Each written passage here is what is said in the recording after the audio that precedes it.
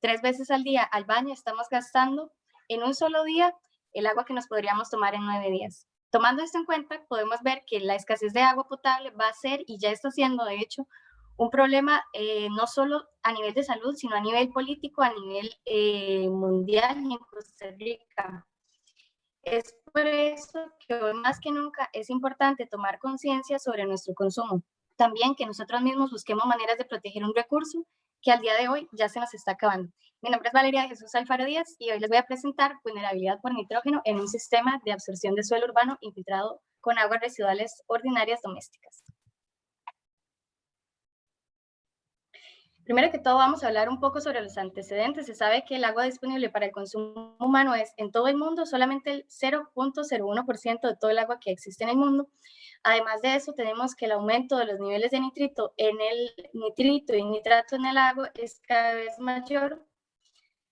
Esto va a tener claramente repercusiones en la salud y además tenemos que los valores máximos permitidos son de 50 miligramos por litro. Esta contaminación en algunas ocasiones se le atribuye a los tanques sépticos o al uso de tanques sépticos, entre otras razones.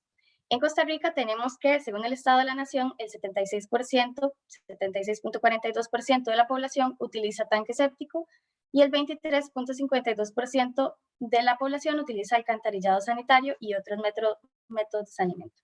Costa Rica actualmente está migrando hacia plantas de tratamiento de agua residual, esto debido a sospechas de contaminación por tanques sépticos. Sin embargo, en la región, al menos en Centroamérica, no se han hecho proyectos de cuantificación de especies de nitrógeno en estos espacios como para comprobarlo, por lo que es necesario que empecemos a hacer investigación en este tema. Mientras tanto, países como Canadá, Austria y Alemania ya pasaron por este proceso de utilizar tanques sépticos, migrar a plantas de tratamiento de agua residual y nuevamente estar regresando a lo que es la investigación para la optimización de los tanques sépticos. Nosotros tenemos la necesidad de aprender a reconocer los suelos como un espacio remediador. Esto porque tiene características distintas que nos puede ayudar a utilizarlo para la optimización de la eliminación de especies de nitrógeno, utilizando los suelos como un medio de tratamiento. Aquí vamos a introducir un término que vamos a usar muy frecuentemente en la tesis y es el SAS, que sería un sistema de absorción en el subsuelo, que es el suelo que está inmediatamente debajo de los drenajes sépticos. Ahora tenemos a la mano herramientas tecnológicas que nos van a ayudar a comprender muchísimo mejor el comportamiento de muchos compuestos químicos que se encuentran en el suelo y los factores que afectan el transporte. También, como un hecho, tenemos que en Costa Rica no existe legislación respecto a la disposición de aguas residuales en el suelo específicamente y tampoco tenemos especificaciones sobre las características específicas del suelo que nos pueden funcionar para A o B. Dentro de los factores que afectan al transporte tenemos las características físico-químicas del suelo, el tiempo de residencia en el SAS, el flujo y la longitud del perfil, la oscilación del nivel freático, la conductividad hidráulica no saturada, la naturaleza química de los compuestos, la convección, dispersión y absorción, y por supuesto el clima. Entonces, antes de seguir es importante que veamos estos diagramas. Aquí tenemos como una casa, usualmente dispone sus residuos en un tanque séptico que posteriormente va a ir a un campo de drenaje. Pero ¿qué pasa? Hay más allá de lo que nosotros estamos viendo usualmente, o puede haber más allá de lo que estamos utilizando usualmente. Entonces, en esta otra imagen que está al lado, podemos ver que debajo de lo que nosotros conocemos como drenaje séptico existe una capa de biomat, una capa de suelo no saturado, una capa a la que le vamos a llamar el sistema de absorción de subsuelo y un suelo saturado. Toda esta parte nos puede ayudar a remediar la cantidad de compuestos químicos que nos encontremos después de un drenaje, pero tenemos que primero conocer esta parte para poder saber cómo utilizarlo. También, antes de seguir, es importante que definamos el suelo como un espacio que el 50 o 40, 60% está ocupado por un espacio poroso, del 20 al 30% está ocupado por aire, el otro 20 a 30% es agua, del otro 50% tenemos material sólido, del cual 45% son minerales y 5% aproximadamente son materia orgánica. Es importante también decir que dentro del ciclo del nitrógeno, en la parte de lo que es el suelo, el amonio es la manera tal vez inicial en la que vamos a conocer las especies de nitrógeno en el suelo, luego se va a transformar en nitrito y posteriormente a nitrato, dependiendo de las condiciones del suelo, las condiciones climáticas y la naturaleza de estas especies. También es importante reconocer que en suelos el nitrógeno se puede comportar de distintas maneras. En el ejemplo A, por ejemplo, Si tenemos un suelo arcilloso que va a tener cargas negativas, va a atraer naturalmente a compuestos como el amonio, que tiene una carga positiva, y si tenemos un ejemplo como el B, donde la carga del suelo es positiva, vamos a atraer naturalmente y retener así especies que tengan carga negativa como el nitrito y el nitrato.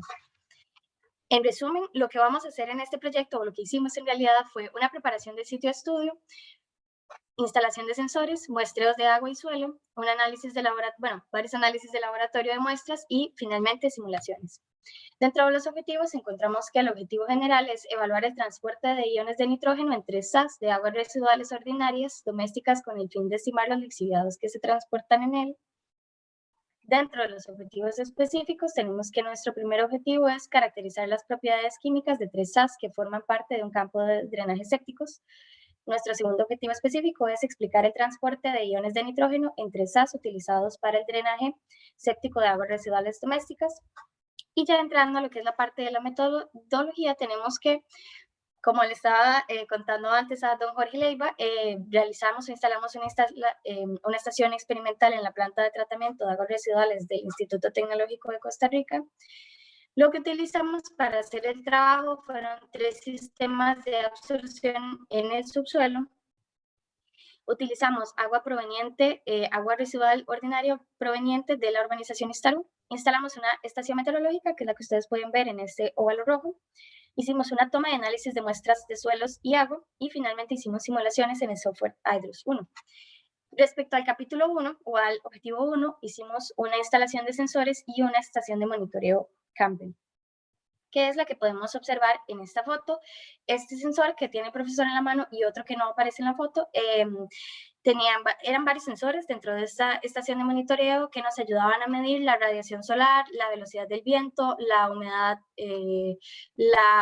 relativa y la precipitación. Toda esta información que agrupada en estos sensores se agrupaba o se conservaba en esta estación de monitoreo mediante esta estación de monitoreo electrónico que nos ayudó a realizar la parte del equipo que se dedica a ingeniería electrónica. También podemos observar en esta imagen los sensores colocados ya propiamente en el suelo, donde en esta imagen roja podemos ver arriba y abajo los sensores que vienen siendo los lisímetros de succión, y en esta podemos ver en la parte de abajo los sensores para determinar la humedad en el suelo. Podemos observar en esta otra imagen que la profundidad que tuvimos que excavar para colocar los sensores de manera que quedaran al lado del drenaje sin perturbar el espacio por debajo del drenaje, fue bastante grande, aproximadamente 1 metro. Coloco esta foto mía aquí para que puedan observar lo difícil que fue colocar estos sensores. Y además, posteriormente, teníamos que cubrir todo el cableado de los sensores para protegerlo con tubos de PVC. Dentro de lo que fue el muestreo y el procesamiento de las muestras de suelos, muestreamos en 50 centímetros en cada perfil. Escogimos 6 perfiles, por lo que al final tuvimos 30 puntos de muestreo. Primero muestreamos con anillos de acero inoxidable para extraer una muestra de suelo o varias muestras de suelo que no estuvieran perturbadas, que nos permitieran conocer otro tipo de características sobre cómo se comporta el suelo. Extrajimos 60 anillos inoxidables y extrajimos 30 muestras de suelo disturbado o suelo suelto en estas bolsas que pueden observar aquí. Posteriormente, lo secamos al aire y lo tamizamos a 2 milímetros. Dentro de las características que determinamos en los anillos de acero inoxidable fue la conductividad hidráulica saturada, la densidad aparente y la porosidad total. Dentro de los análisis que realizamos para las muestras de suelo disturbado está pH, conductividad eléctrica, relación carbono-nitrógeno y textura. Los análisis de textura fueron como unos de los que más llevaron tiempo y además unos de los que tomaron más dedicación, puesto que todo el proceso para una sola muestra tardaba 7 días en completarse. Utilizamos este equipo denominado Pario. El primer paso era eliminarle el agua a las muestras, colocándolas a la estufa a 105 grados por 24 horas. Posteriormente, en el segundo y el tercer día, se eliminaba la materia orgánica con agua oxigenada concentrada. En el cuarto día se hacía una dispersión química con una disolución de hexametafosfato de sodio. En el quinto día se realizaba una dispersión mecánica con este milkshaker que podemos ver en esta foto y posteriormente se colocaban las muestras en el pario, se agitaban de manera manual durante 1 minuto y posteriormente se colocaban para su posterior lectura. El Pario es un equipo que permite hacer lecturas durante 6 horas seguidas automáticamente desde que uno coloca la muestra y relaciona la velocidad de caída de las partículas con el tamaño de las partículas mediante la ley de Stokes. Posteriormente a la lectura en el Pario teníamos que tamizar en un tamiz de 64 milímetros y posteriormente colocar el sobrante del tamizado en la estufa nuevamente para hacer un doble check de la cantidad de texturas que habíamos tenido en cada caso. Dentro de la caracterización de suelos, además, tenemos que se realizaron pruebas de pH y de conductividad eléctrica a las muestras. Estas se realizaron haciendo disoluciones con relación 1-2, 5 gramos de suelo y 10 gramos de agua que se agitaron horizontalmente, en este shaker que podemos ver en esta foto, y posteriormente se midieron con este equipo que nos prestó el Sequiatec. Para lo que fue la caracterización de los suelos en los cilindros, primero lo que hicimos fue saturarlos completamente en una caja de arena. Posteriormente se realizaron las pruebas de conductividad hidráulica saturada. Y finalmente, cuando ya se habían terminado todas las demás pruebas, colocamos las muestras en la estufa para determinar también la densidad aparente y con ello la porosidad total de las muestras. Dentro de lo que es el capítulo 2 tenemos la instalación de lisímetros de succión, para las que utilizamos una barra de metal, lisímetros de succión y un mazo marca Plenart. El mazo lo podemos ver acá dentro del círculo rojo. La barra de metal es la que yo estoy sosteniendo en mi mano en esta foto, y el procedimiento para colocar las muestras, para colocar los lisímetros, era clavar la barra de metal de manera diagonal hasta la profundidad determinada que ya nosotros habíamos calculado. Una persona tenía que sostener la barra, otra persona tenía que darle con el mazo, y cuando lográramos llegar a la profundidad determinada, sacar la barra y colocar estas copas de succión que pueden ver en mi mano. Posteriormente, teníamos que rellenar el espacio con una disolución 50-50 sílice y 50 agua para evitar el flujo preferencial. Posteriormente, también había que rellenar el resto del espacio que dejó la barra de metal por tierra para evitar también el flujo preferencial en esa zona, y posteriormente proteger la línea de conducción de teflón. Es muy importante decir que esta línea de conducción era altamente de cuidado, porque los teflones eran un material bastante delicado, por lo que nosotros en algún momento también creímos que habíamos dañado la línea de conducción y tuvimos que revisar si todo estaba bien, todo estuvo bien, pero fue un aprendizaje importante, y entonces por eso siempre es importante recubrir la línea de conducción de teflón con tubos de PVC para evitar daños a la línea. Posteriormente, en lo que fue el análisis de muestras de agua, realizamos análisis de pH, conductividad eléctrica, temperatura y potencial reducción oxidación in situ mediante los equipos mediante el equipo multiparámetro que nos prestó el CIPA. También, como les estaba contando, nosotros instalamos las copas de succión, los lisímetros de succión, y mediante una bomba de vacío que estuvo trabajando continuamente conectada a estas botellas, se extrajo muestra continuamente durante todo el mes de muestreo para que nosotros llegáramos a extraer las muestras a estas botellas de vidrio que ven en esta refrigeradora que se encontraba en la estación de muestreo. Todas las semanas medimos también la masa que muestreamos. Posteriormente trasvasamos las muestras a botellas de muestreo de agua. Posteriormente, realizamos diluciones respectivas para poder analizar las muestras de agua en cromatografía iónica, algunas veces de 1,50, otras veces en 1,25, dependiendo de lo que necesitáramos para el caso. Y finalmente hicimos la cuantificación de amonio, nitrito y nitrato en un cromatógrafo iónico del Sequiatec, que pueden observar en esta foto. Ok, ya hablamos un poco de qué fue todo lo que hicimos. Ahora voy a tratar de ubicarlos espacialmente en nuestro proyecto. Los sistemas de absorción subsuelo, como ustedes pueden comprender, están en la parte de abajo del suelo. Quiere decir que arriba ya tenemos algo más. Entonces, arriba ya tenemos drenajes sépticos que están conectados a un tanque séptico. Entonces, en este espacio, debajo de este agujero que estamos viendo, nosotros vamos a tener nuestro SAS número 1, dentro del que definimos dos secciones, una al inicio de la sección, donde el agua está apenas entrando, y otro 3 metros más adelante, cuando el agua ya tuvo chance de movilizarse a través del perfil. Tenemos pozos de observación también, mediante los cuales nos fue posible tomar las muestras y además colocar los sensores que ustedes ya vieron en las fotos anteriores. Tenemos nuestro SAS número 2, tenemos nuestros respectivos perfiles A2 y B2, nuestro pozo de observación número 2 y nuestro SAS número 3 con sus perfiles respectivos A3 y B3. Este que estamos viendo acá es una foto de uno de los pozos de observación desde los cuales se colocaron Los sensores, estos que ustedes están viendo en los círculos rojos, son los lisímetros de succión que están colocados, uno inmediatamente debajo del drenaje y el otro 30 centímetros más abajo, como pueden observar aquí. Estos que ven a continuación son los sensores para determinar la humedad en el suelo. Y a continuación tenemos la parte de lo que fueron las simulaciones de transporte de solutos. Se realizaron 30 simulaciones en total en el software Hydrus 1D, donde determinamos o simulamos el comportamiento del agua en el suelo. Hicimos simulaciones inversas para optimizar parámetros como la dispersividad, la KD, el coeficiente de degradación para amonio y nitrito. Y finalmente hicimos lo que fue la simulación de transporte de amonio, nitrito y nitrato. En esta sección de esta diapositiva podemos observar cómo estaban distribuidos los puntos de muestreo o los puntos de observación, lo que vendría siendo nodos de observación, en una simulación donde el nodo número 1 está aquí, debajo del drenaje, el nodo número 2 está en el medio, el 3 está un poco más abajo y el 4 está al final. Como ustedes pueden observar, nosotros no colocamos 4 sensores, sino que colocamos solamente 2, por lo que son ejemplificados por el nodo 1 y el nodo 4. El nodo 3 fueron colocados, el nodo 2 y el nodo 3 fueron colocados de manera virtual para poder entender qué estaba sucediendo en el medio.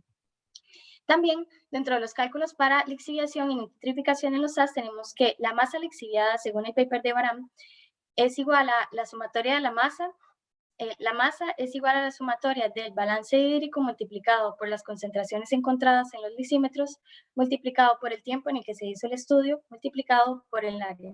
El balance hídrico va a ser una sumatoria de la conductividad hidráulica no saturada más la precipitación menos la humedad que detectamos en el suelo. La conductividad hidráulica insaturada, va a ser igual a la conductividad hidráulica saturada multiplicada por el teta promedio entre la porosidad multiplicado por un factor M multiplicado por el factor de irrigación, y finalmente la nitrificación va a ser determinada por el nitrato en el nodo 4, que sería el nodo más abajo, dividido entre el nitrógeno total, que sería la sumatoria del nitrito y amonio multiplicado por 100. Dentro de lo que fueron los resultados del capítulo 1 tenemos las diferentes texturas de lo que son los SAS.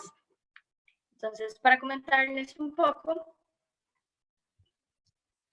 vamos a solamente especificar sobre 3 SAS que fueron los que escogimos como escenarios óptimos para hacer simulaciones. Entonces, de momento en el SAS 1 vamos a ponerle más atención al perfil A1, donde podemos encontrar que tenemos 3 de 5 horizontes que son arcillosos, el otro horizonte es franco arcilloso y el otro es solamente franco. En el SAS número 2 tenemos el perfil B2, donde observamos que 4 de 5 horizontes son completamente arcillosos y uno es franco arcilloso. Y en el SAS 3 tenemos un perfil que, de acuerdo a la clasificación, se ve exactamente igual al perfil B2, donde los dos primeros son arcillosos, posteriormente tenemos uno franco arcilloso y finalmente tenemos 2 capas más de suelo arcilloso.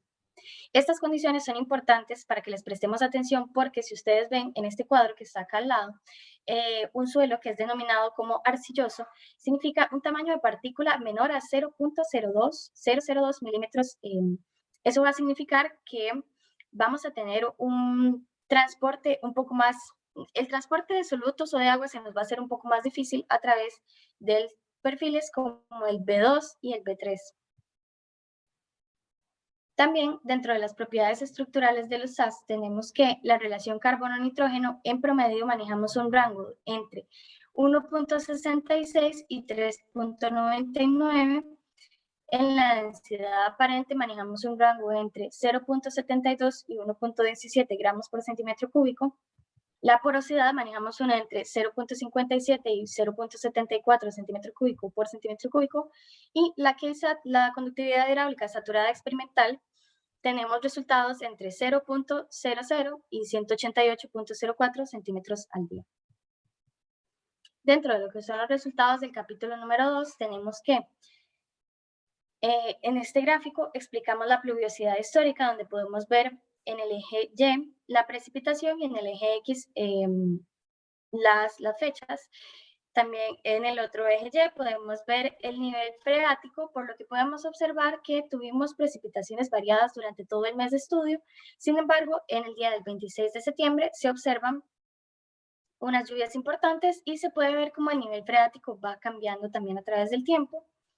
En la figura 18 también podemos observar cómo también la precipitación a través del tiempo de estudio, ¿verdad?, fue considerable, y también podemos ver cómo la evapotranspiración, a pesar de existir, es muy baja en comparación a la precipitación, por lo que decimos no tomarla en cuenta para este análisis. Ahora, en lo que son los análisis de la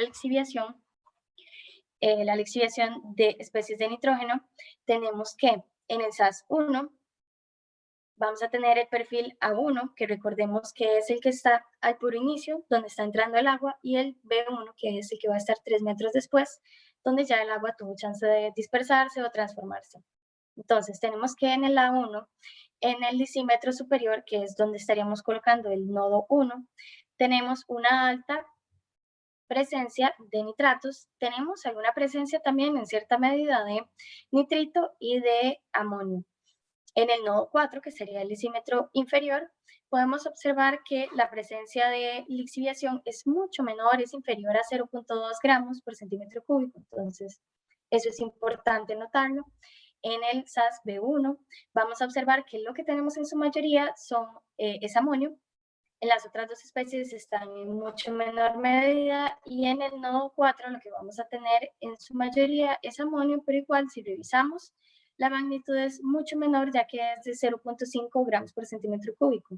Tenemos que los rangos que manejamos son de 0 a 73.57 gramos de amonio, 0 a 11.71 gramos de nitrito y 0 a 112.01 gramos de nitrato para el caso de este SAS. También podemos observar que en este gráfico que nos va a explicar, tenemos de este lado la profundidad y de este lado la conductividad hidráulica no saturada, podemos observar la conductividad de las sustancias a través de los perfiles de suelo. Entonces vemos que tenemos una conductividad de aproximadamente 6 centímetros por hora cuando estamos iniciando el estudio, al inicio de este perfil. Sin embargo, la conductividad se reduce muchísimo hasta llegar al punto de 140, donde ya no tenemos más conductividad. En el escenario seco, que por cierto fue el que definimos dos escenarios, uno seco y uno lluvioso. El seco fue una de las fechas donde no tuvimos precipitaciones, y el escenario lluvioso fue uno en el que tuvimos un grado de precipitación mucho más alto, para probar cuáles iban a ser las características o cómo se iban a comportar los contaminantes de acuerdo al clima. Después, en el SAS2 podemos ver que en el nodo 1 tenemos una presencia de amonio baja en el lisímetro 1, o el de arriba, y en el lisímetro inferior tenemos una presencia de nitrito mucho mayor, aunque sigue siendo bastante baja. En el SAS2 tenemos que el amonio es el que tiene mayor presencia, con masa lixiviada hasta 100 gramos, y en el lisímetro inferior casi no vemos concentraciones. Igual podemos ver que en este perfil la conductividad es sumamente baja también, e incluso perdemos el resto de conductividad hidráulica que teníamos desde la profundidad de 140 centímetros. En el escenario lluvioso se repite un esquema donde podemos ver mayor conductividad, sin embargo, también vemos que tenemos mucho menos conductividad al llegar al perfil de 140 centímetros de profundidad. Y en esas número 3 tenemos que en esas A3 tendríamos una masa de, lo que encontramos en su mayoría es nitrato. Podemos ver un poco de amonio, sin embargo no es comparable a la cantidad de nitrato. En la parte inferior, en el nodo 4, vemos también nitratos. En el SAS B3, en el lisímetro superior, no vemos nada. En el lisímetro inferior podemos ver que lo que tenemos en su mayoría es nitratos, y se dice, manejamos un rango de 0 a 1.12 gramos de amonio, 0 a 0.06 gramos de nitrito, 0 a 16.37 gramos de nitrato. Y también podemos ver que en este caso la conductividad hidráulica no saturada de este perfil también es bastante baja, es inferior a 5 en la mayoría del estudio y a partir de 150 centímetros de profundidad ya tenemos 0 de conductividad. Lo mismo nos sucede en el escenario donde simulamos con lluvia. Y finalmente tenemos la, bueno, finalmente no, pero tenemos la parte del análisis estadístico, donde lo que hicimos fue hacer un análisis de varianza para los resultados de la lixiviación de especies de nitrógeno, donde comparamos la lixiviación en todos los lisímetros para ver cuál era la similitud. Entonces, los resultados que tienen letras similares, por ejemplo, la letra que más vemos que se repite acá es la letra D, entonces podemos ver que el SAS2 y el SAS3 tienen resultados bastante similares a nivel estadístico entre sí. A nivel de nitrito podemos observar que el SAS2 y el SAS3 nuevamente tienen datos que son similares entre sí. Y finalmente podemos ver la parte de nitrato, donde en el SAS1 tenemos una lixiviación muy alta de lo que son nitratos, por lo que hace ese dato tan alto, tan elevado, hace que todo el resto de datos en los otros lisímetros parezcan similares. En la parte final de lo que fue la simulación y la nitrificación, se realizaron simulaciones donde se colocaron 0 gramos de entrada tanto de nitrito como de nitrato para determinar cuánto se estaba produciendo a partir de lo que se estaba introduciendo de amonio y a partir también de las otras cualidades que ya habíamos insertado en nuestro sistema de simulación. Podemos observar como en el caso del SAS A1 para el escenario seco tenemos una producción de nitrito bastante fuerte en los nodos. A partir del nodo 2, en realidad en el nodo 1 no vemos tanto, y eso tiene muchísimo sentido porque en el nodo 1 probablemente lo que más encontremos sea amonio. Posteriormente también tenemos producción de nitrito en el SAS2, donde podemos ver que también se produce, sin embargo se produce en menor cantidad, y esto también se puede ver a las condiciones de transporte que proveen las características de suelo que tenemos. En lo que fue la transformación de especies hacia nitratos, podemos observar que en realidad lo que tuvimos de transformación fue muy poco, llegando a valores de 1 gramo por centímetro cúbico en los dos escenarios, y en el SAS B2 también tuvimos solamente lixiviación o producción de nitrato muy baja. De acuerdo a esto, realizamos cálculos para determinar la nitrificación. En el SAS A1, en el escenario seco, vamos a tener que tenemos una nitrificación igual a 0.70%, en el escenario lluvioso va a ser de 0.66%, en el SAS B2 va a ser igual a 0.53%, y en el SAS B2 en el escenario lluvioso va a ser igual a 0.30%. Aquí tenemos que tener en cuenta que al estar hablando de porcentajes, estamos hablando de datos muy pequeños. Y finalmente, dentro de las conclusiones, tenemos que se identificó que los SAS A1 y A2 poseen textura franca, franco-limosa y franco-arcillosa, lo que implica un movimiento de agua y solutos más rápido, digamos. En los perfiles A2, B2, A3 y B3 poseen más del 80% de suelos arcillosos, lo que implica movimiento de agua y solutos más lento. El pH, la conductividad eléctrica y la capacidad de intercambio catiónico se determinaron como factores que no variaban significativamente dentro de este estudio, por lo que se determinaron como factores no concluyentes en el estudio. Tenemos también que bajo el SAS1 se encontraron las mayores masas de nitrógeno alcanzando los 650 gramos de nitratos en el lisímetro 1 y 300 gramos de amonio bajo el lisímetro 2. Esto como efecto del flujo preferencial a través de los macroporos. Bajo el SAS número 2 se encontró lixiviación inferior a 1 gramo de nitratos y hasta 100 gramos de nitritos en los lisímetros ubicados inmediatamente bajo el drenaje. En el SAS número 3 se registró la menor lixiviación medida de especies de nitrógeno, disculpen. Tenemos también que en el perfil A1 presentó nitrificación de 0.70 y 0.66 para el escenario seco y el lluvioso respectivamente. Las diferencias probablemente se atribuyeron a la saturación del medio. En el perfil B2 tuvimos nitrificación de 0.53% y 0.03%. Para el escenario seco y el lluvioso respectivamente, las diferencias se atribuyeron a la saturación del medio. En el perfil B3 se presentó nitrificación del 0%, esa es la razón por la que los gráficos del perfil B3 no están mostrados en la presentación en ambos escenarios debido a la baja conductividad hidráulica. Y después tenemos, para finalizar, que las simulaciones que proyectan los efectos de la época lluviosa indican que la lixiviación se verá diluida debido a la saturación del medio y un aumento del amonio potenciado por fenómenos como la anoxia. Dentro de las recomendaciones que yo realizaría para este trabajo o para futuros trabajos que se hagan en el área, sería realizar este experimento por un periodo mayor que permita observar el efecto del biomar bajo las diferentes condiciones meteorológicas del año, también determinar si existe o no flujo preferencial en macroporos o lateral en suelos altamente arcillosos, además de obtener las isotermas de absorción de las especies estudiadas y realizar muestreos diarios.